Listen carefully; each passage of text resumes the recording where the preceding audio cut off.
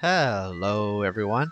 Well, it's finally time for us to start our class guide series to the Acolyte class and its class changes, starting off with of course the pre-class change Acolyte, which we will be covering in today's video.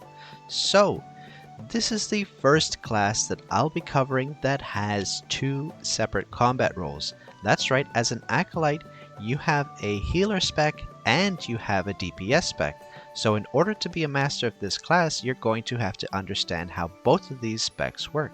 Now, personally, I really like the healing aspect of the Acolyte, and everyone on the server that you're on and all the game modes you play in will love you for being their healer, because an extremely skilled healer can literally make or break your game experience. So very desired, very important class, and it's important you understand how to make the most of this class and bring the most to the parties you join. So we'll go through both builds today, starting off with healing. I don't mean a healer personally, so I've put together this information with trusted community sources, and I want to especially thank Demi, who has very kindly put together a very informative set of guides on Reddit, which will be linked in the description down below. They've given us permission to use their information in this video today, so thank you again to Demi. And let's jump right in, starting off with healer. The healer build will start by looking at these skills and then transition on to the rest of the build here. So first off, let's take a look at the core skill of the healer build. Now what you see here is what I would say the most used healing loadout that you will use in most content, and of course there will be some slight changes to the tactical skills, which I will go over when we get there. So first off, you have your core skill, Holy Radiance. So Holy Radiance summons Radiance to deal divine damage equal to a percentage of attack to the target enemy and gains 1 stack of Radiance.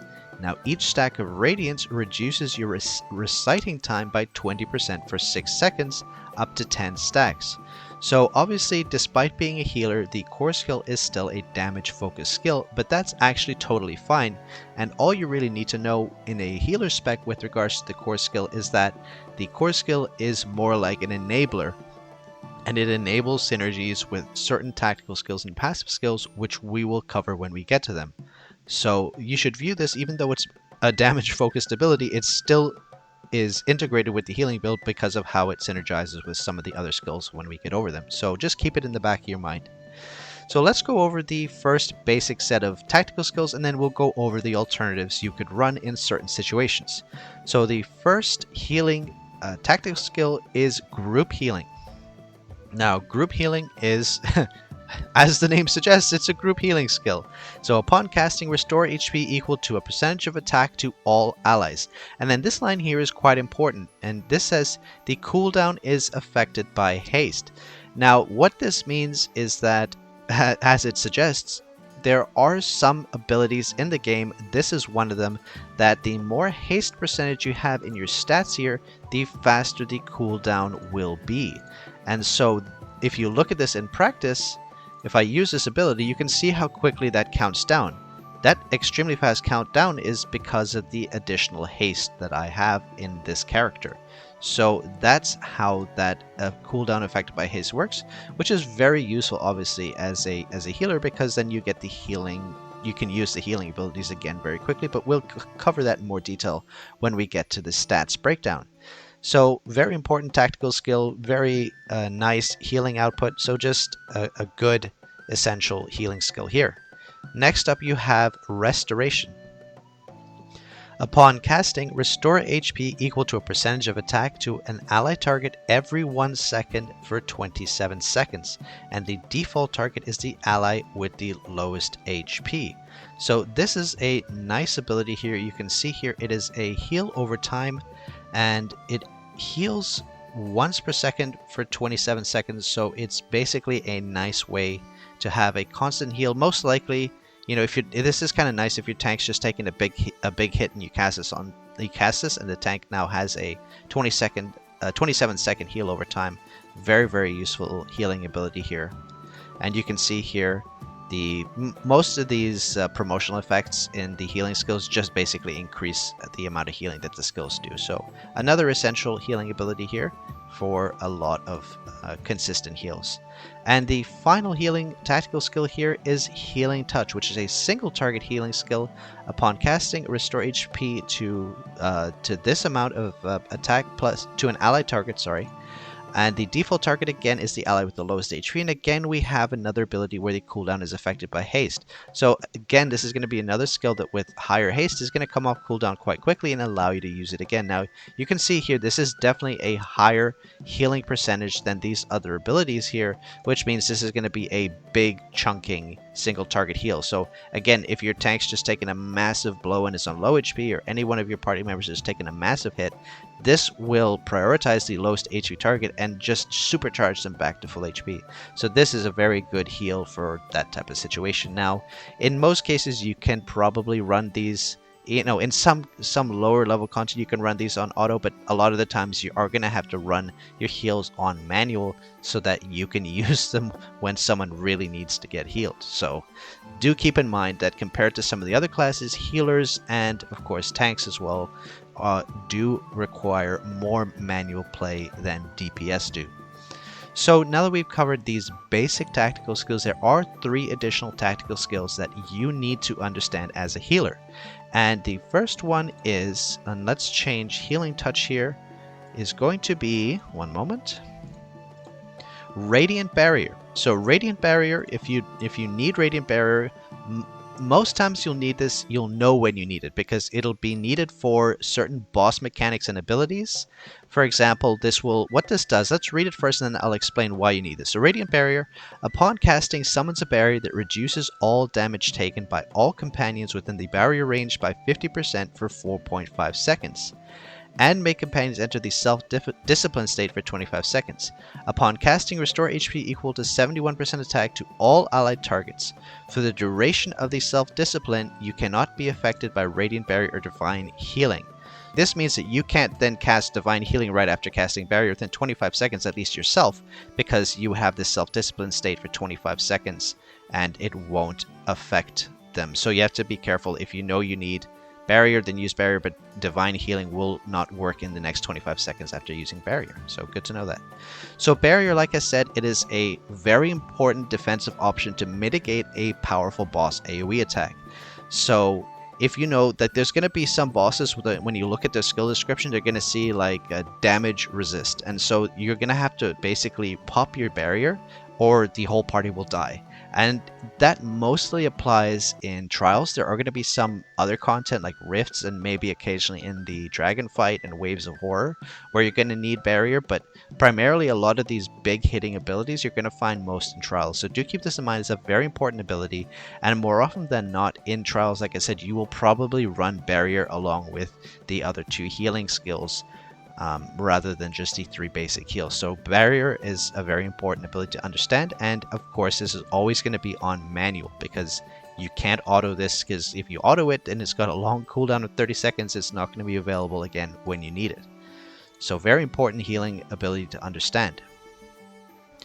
Next up, the next very important ability to understand is going to be Purification. So Purification, let's take a read of this. Upon casting, immediately remove 3 debuffs from all allies and restore HP to them. When equipped with Executor, the effect changes to removing all buffs from all enemies and dealing 5 times the original healing amount as damage, and the cooldown is affected by haste as well. So you don't have to worry about this Executor thing, as this is simply regarding some DPS build, which we'll cover in a little while. But basically the super important thing to understand about this ability is this is your debuff removal, and there are going to be quite a few fights in the game where you're going to have a boss use an ability that's going to require you to immediately use Purification to remove a debuff either from the party or from the tank.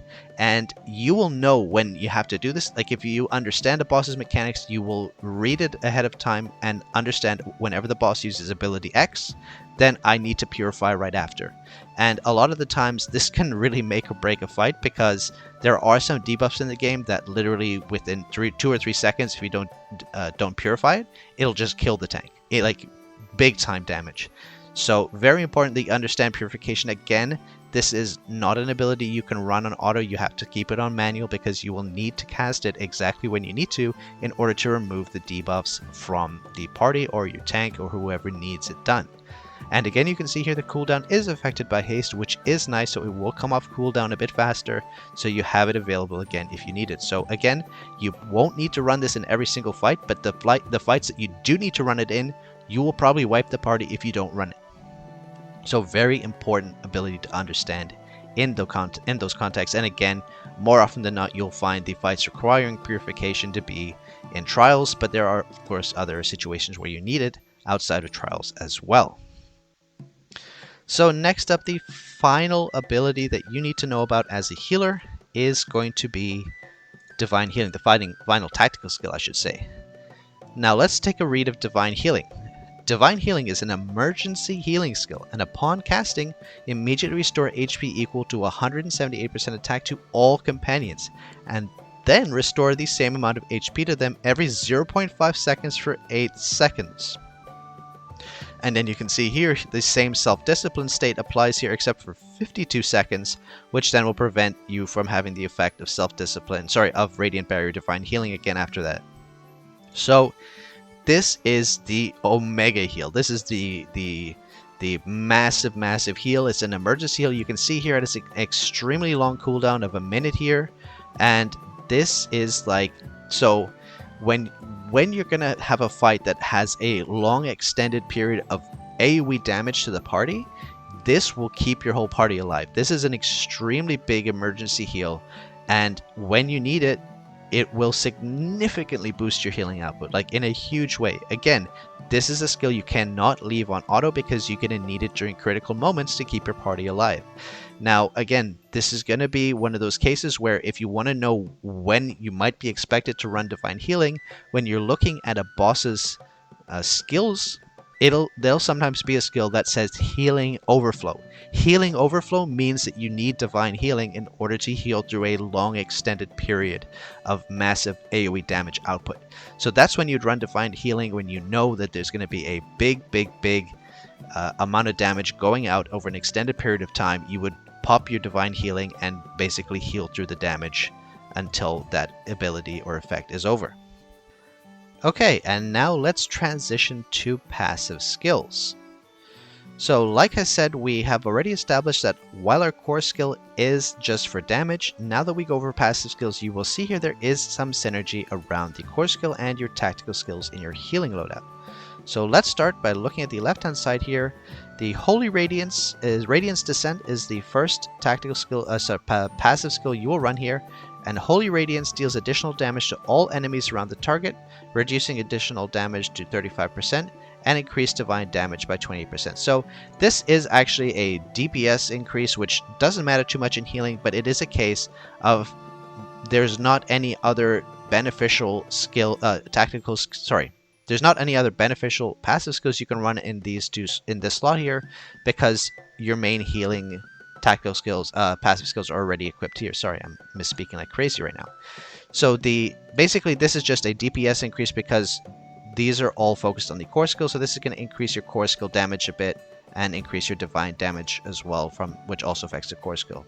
So next up you have the Conduit of Light. Every time you provide healing to yourself, there's a 100% chance to restore 100 energy to yourself. This is great because this is going to allow you to cast your core skill faster, and you'll see why casting the core skill faster is important when you get to the next three passive skills. So again, a nice passive skill to have, Conduit of Light, which increases your energy every time you heal yourself. So let's understand why we want more energy in this build. So the next three, these four are all very important passive skills in this build. So let's look at the next one here. So Invoker, the passive skill, when dealing core skill damage, increase your healing effect by 7.5% for 8 seconds up to 6 stacks. This is a huge amount of healing increase. You can see here 6, that's almost 48% increase to healing at this level. So this is a very significant increase to healing, and it relies on you dealing core skill damage, which means the more times we use the core skill, the more likely we are going to be able to keep up maximum stacks of this invoker ability. So that's a very, very good synergy there. That's why I said the point of the core skill is not the damage it deals, it is the ability for it to synergize with these other passive skills and increase your healing output. So this is why I mentioned the core skill at the beginning. Despite it dealing damage, it is important for the healer build because of these passive abilities here. So as you can see here, you get an increase to healing whenever your core damage hits and stacks up to 6 times, so this can be a very nice healing output increase. Next up, you have Mark of Light. Now, Mark of Light, whenever casting any healing skill, there is a 100% chance to apply Mark of Light to the target for 10 seconds. Mark of Light heals all marked targets immediately after casting a core skill, restoring HP equal to a percentage of attack to them. So this is another very nice healing up. As you can see here, when you cast a healing skill, you apply the Mark of Light to the target. So if you have an AoE healing skill, this will put Mark of Light on all targets. So whenever you cast your core skill, you restore HP additionally. So it's basically how to explain. It's like an additional heal. When your target has this buff, when you use skills, it applies Mark of Light, and then targets with Mark of Light get an additional heal every time you use your core skill. So again, the more times see here, this is casting the core skill rather than when the core skill hits. So it doesn't say when a core skill hits deals damage. It's just when you cast a core skill. So every time your core skill is cast, you restore an additional HP to anyone with the Mark of Light. So again, this is just a nice overall increase to healing output. So this is really passive healing, because all you're doing is just having your core skill autocast to anyone who has the Mark of Light buff is going to get additional healing. So very nice increase to your healing output here. Sorry, I'm stumbling around a bit here. Now we get to the final passive skill here, and that's going to be Prayer Radiance. When dealing core skill damage, simultaneously heal the ally with the lowest current HP, restoring HP equal to a percentage of attack to them, and can only trigger once per 1 second. So again, we can see here, we have yet another passive that is directly healing based on the core skill uses up to once per second. So this is basically an additional heal to the lowest HP target once a second, as long as you're casting your core skill at that frequency. So again, very, very nice healing output skill, and this is it. This is all the skills you need to understand for healing. Now that we understand all of these skills, we can move on now to talents. So let's take a look at the talents, and again, I know that we're in a higher class change here, but it doesn't matter because I just put this to what you would have access to in class change 0. So what you would run in class change 0 Acolyte, it would be just these two. You would not have your third talent disc unlocked yet, and you'd run Power of Light, and you're going to go full left side here, and let's understand why exactly that is.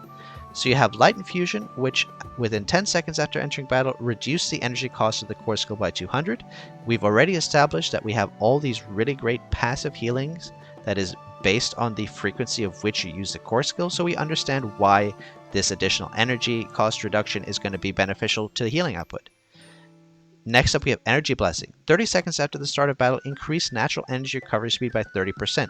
Again, more energy recovery means more core skill uses, which means more passive healing to the party. It's a no-brainer.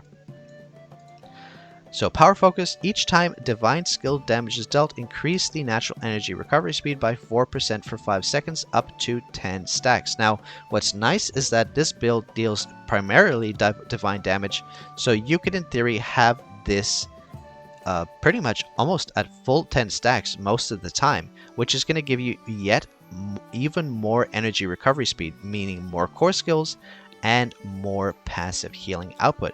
And finally, you're going to have Radiance Gathering. Each time divine skill damage is dealt, there's a 30% chance to gain Radiance. This isn't super critical to healing output, but it's a little bit of core damage increase, so at least you'll deal a little more damage while in your healing spec. And the next talent disc you will run is Vigor Circle, and again, this is pretty easy to understand. It just recovers more energy per second, which means more core skill uses more core skill uses, i.e. more healing output from your from your passive skills. And this one is quite good. The jackpot, you have a 5% chance to refund 100% energy, which is going to give you basically a free instant core skill. Quite nice to have. But everything else is about more energy, more core skill casts, and ultimately more passive healing output. So that's how the healing spec works. Now, like I mentioned at the beginning, this is a dual spec class, which means if you thought this video was getting long, we're going to now have to cover the DPS spec as well.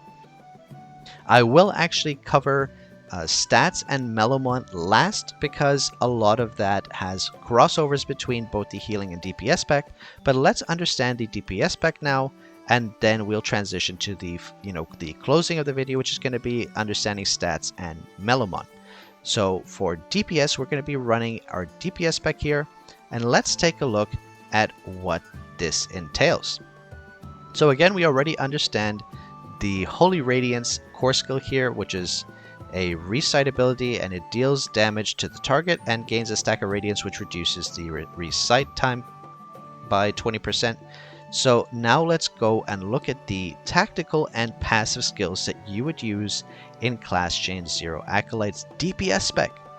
So the first tactical skill, you have Light Core. Now, one thing I will say about the DPS spec here, the DPS spec is going to be centered around dealing as many individual hits as divine damage as you possibly can. Now, all the abilities in this spec do deal divine damage, and you will see there's some pretty interesting synergies in this build with regards to dealing many hits of divine damage, which trigger additional abilities to deal even more damage. And actually, you'll see a fully spec'd DPS spec Acolyte can deal a lot of damage. So don't think that you're running a healer primarily with a somewhat okay DPS spec. You're a very good healer, the only healer in the game, plus you're also a very strong DPS. You really get the best of both worlds playing as an Acolyte, I'll tell you that. So the first important tactical skill in the DPS loadout is going to be Light Core. Summon Light Core to fire 3 missiles at the target every second for 9 seconds, dealing divine damage equal to a percentage of attack. So this is nice. So you can see here you have 3 missiles, 3 hits per second for 9 seconds. This is a 27 hits of divine damage, which is going to synergize well, like I said, to this overall build, which is intended on dealing as many hits of divine damage as possible. So a nice damage dealing ability here, which deals lots of hits of divine damage, so that's why we like this ability here. Next up, we have Holy Reprimand. Now, I just mentioned we want to get as many hits as possible, and this is one of the first skills where you'll understand why. Holy Reprimand deals divine damage of a percentage of attack to surrounding enemies. And for every 1 instance of divine damage dealt, or upon healing, increase the damage of the next Holy Reprimand by 2.5% up to 50 stacks. And this cooldown is affected by haste as well. So this ability is going to be cast very often because of the fact that it is affected by haste. In addition, whenever you deal any divine damage, up to 50 stacks being increased here. Like, this is insane. This is up to 125% damage increase to the damage output if you can get up to 50 stacks before the next cast of this ability. Now, because this is affected by haste, it does mean it will be somewhat hard to get up to 50 stacks before it becomes available again to cast. But the more divine damage hits you get out, the more damage this ability will deal. So this is a direct synergy with this build where we're trying to get as many hits of divine damage as possible. This will deal lots and lots of damage the more divine hits you can do. So very important tactical skill and essential to this build's DPS output. And now we have the final tactical skill, that's going to be Radiant Focus. Upon casting, increase haste by 35% and gain 120 energy every 1 second for 9 seconds, plus increase skill damage for the duration. So this is a very nice overall DPS boost. You have the increased haste, which is going to increase the casting speed of a lot of your abilities. Your recite speed is going to increase your cooldown of your Holy Reprimand, which you've just established is affected by haste percentage. Plus, you have the additional energy recovery from more core skill casts and more skill damage. So, overall, this is an extremely synergistic tactical skill and feeds really nicely into the overall DPS output of this DPS build. So, that's the tactical skills and core skills, and you can see So far, we're following a trend of dealing many individual hits of divine damage to supercharge the Holy Reprimand damage output. So next up, let's take a look at all of the passive skills and see how they interact with these established tactical and core skill here. So the first passive skill is going to be the same that we saw before, which is Radiance Descent. As we've established, this simply increases the damage dealt by the increases divine damage dealt, plus it allows your single target core skill to also hit additional targets. So this turns your Holy Radiance into an AoE ability. So very nice to have that as well. Now next up we have an interesting ability called Executor. And this is quite funny to me. So it reduces your healing provided by 50%. So you have your super party beneficial healing spec, and then you have this ability Executor, which says, to hell with your healing, we're going in big damage style here. So reduce your healing provided by 50% and increase skill damage by 37% in exchange for that. And it has this additional effect of the effect of purification changes to removing all buffs from all enemies and dealing 5 times the original healing amount as damage. More often than not, you're not going to have a reason to run purification unless maybe no one else wants to run buff removal on an enemy that needs its buff removed, and then so you have to do it. But anyway, more often than not, you probably won't run purification in your DPS build. Otherwise, you can see here you're sacrificing healing output for a huge amount of skill damage increase. So this is like the Executor. You're going from the healer to the killer, basically. a nice passive skill here for the DPS output of this build. Next up we have Judgment, and this you can see here, after every 6 hits of divine damage dealt, summon a Sword of Judgment to deal divine damage to all targets. Very nice abilities. As you can see here, every 6 hits of divine damage, it doesn't say a specific source, it just says any divine damage. So the more hits of divine damage we deal, the more often this ability will be cast. And if you have high haste and lots of divine damage going out, this Judgment is going to be casting very often. So this is another very essential damage dealing passive skill that synergizes perfectly with this overall loadout. Next up we have the 4th passive skill, that's going to be Supreme Radiance. After every 3 core skill casts, summon Supreme Radiance to deal divine damage to the target and surrounding enemies.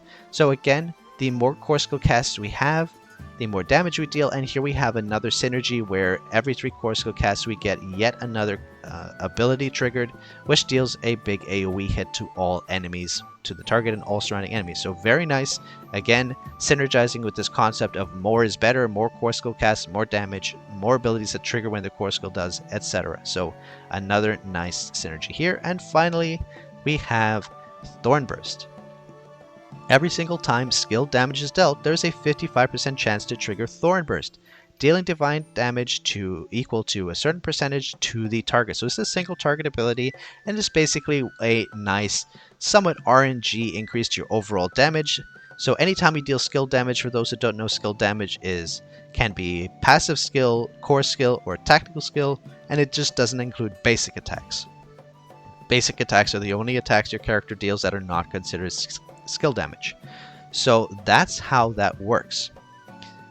Oh, also talent damage would not be considered skill damage, I believe. But anyway. So anyway, that's how this works. Anytime you deal skill damage, you basically have an RNG chance to deal additional damage, so it's just a nice overall damage increase. Now, what's nice talent-wise is that you're going to actually run exactly the same as what you ran in your heal spec. You're going to go full left side here, 4 ticks to the left here, Light Infusion, Energy Blessing, Power Focus, and Radiance Gathering, for the same reasons we established for healing, in that this increases your energy output, which means more core skill casts, more divine damage hits, etc. And again, you'll also run Vigor Circle for the same reason we also understood, which is going to be more energy per second. And now you're in DPS spec, you're also going to benefit from the Fury ability here. And you know, again, we're just getting as many core skill casts as possible, more divine damage going out, and more damage overall. So now that we've established both the healing and DPS specs, let's start talking about stats. And there's a little bit to understand about stats, but the first thing I'll say is that you don't have to worry about having 2 different sets of stats loadouts, which is kind of complicated. You're going to have to redo your moves all the time and like, oh, how am I going to balance? you can use the same stats for your healing and DPS specs because the stats that increase your healing output also increase your DPS output and vice versa. So don't worry about you having to now have two separate stats loadouts. The stats that you need are going to be the same between both specs. So how do you approach stats as a Acolyte class change 0? The first thing you have to do is get your crit and determination to as balanced as you can. Obviously, these stats here are for a higher class change, higher level character, so don't worry about what you see here. But ideally, you're going to want to get your crit and determination to like 20%, 20%, maybe 25% balanced. If you're a whale or something, you could probably get a bit more to maybe 30%. But more importantly, you want to keep your crit and determination balanced. Now, crit and determination, you can crit heal, and determination, as you can see here, doubles the effect of your healing. So that's why these two stats are very important, because crit, obviously your heals crit, they deal more healing. Determination is a separate chance to double the healing of the skill. Now, one thing I will say, and a lot of people have been confused about this, crit damage does not affect your healing output. And I know there is some misinformation about this, and some people say, oh, it does, it does, it does. It does not. You can have a crit heal, but regardless, the crit damage only affects damage. Whenever you see DMG in a descriptor, this only affects damage output. It does not also affect healing. So anytime you see DMG, you just need to understand this affects damage only. There's no correlation between damage. Like crit damage is not crit healing. It's crit damage only. A bit of a shame that it works that way, but just want to clear any misinformation about this. Crit damage does not affect healing output. So next up, after balancing your crit and determination to as high as you can without sacrificing other stats, then you're going to get your accuracy to around about 100%. Now, the reason why we don't want to overinvest in accuracy but also not neglect it completely is, like we've established, in both your healing spec and your DPS spec, you're going to want to rely on your core skill hitting frequently without many misses, because it's going to deal, number one, in your DPS spec, lots of divine healing and reducing your recite time by the radiant stacks, but also in your healing spec, you're going to have multiple passive skills, multiple passive healing skills that, number one, increase your healing effect output and increase your overall heals as well through the core skill hitting. So if you have nothing invested in accuracy at all and your core skill is missing, that's going to actually affect your healing output quite a lot. But then again, you don't want to overinvest in accuracy to get to like perfect number, but around 100% is probably a good medium level to aim for.